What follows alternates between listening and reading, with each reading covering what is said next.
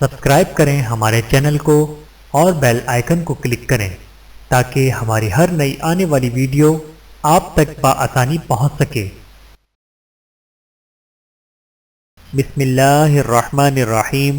السلام علیکم ورحمۃ اللہ وبرکاتہ۔ گھر کے افراد کی طرف سے صدقہ فطر۔ حضرت نافع رحمۃ اللہ جو حضرت عبداللہ بن عمر رضی اللہ تعالیٰ عنہ کے آزاد کردہ غلام ہے، فرماتے ہیں کہ حضرت عبداللہ بن عمر رضی اللہ تعالیٰ عنہ صدقہ فطر میں کھجور دیا کرتے تھے۔ ایک مرتبہ اہل مدینہ پر کھجور کا قحط ہوا تو آپ نے جو کی صورت میں صدقہ فطر ادا کیا۔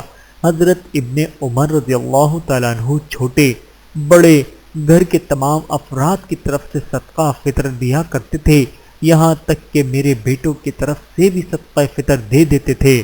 نیز ابن عمر رضی اللہ تعالیٰ عنہ صدقہ فطر ان کو دیتے تھے جو قبول کرتے اور عید الفطر سے 1 یا 2 دن پہلے دیتے۔ بحوالہ صحیح بخاری حدیث نمبر 1511۔ اللہ تعالی ہم سب کو احادیث مبارکہ پر عمل کرنے کی توفیق عطا فرمائے، آمین ثم آمین۔ ویڈیو دیکھنے کا بہت شکریہ۔ مزید ویڈیوز دیکھنے کے لیے ہمارے چینل کو سبسکرائب کریں۔ اگر ویڈیو پسند آئے تو لائک کریں۔ اچھی بات کو دوسروں تک پہنچانا صدقہ جاریہ ہے۔ جزاکم اللہ خیرا کثیرا۔ اپنا اور اپنے پیاروں کا بہت زیادہ خیال رکھیے گا اور مجھے دعاؤں میں یاد رکھیے گا۔ Take care. اللہ حافظ۔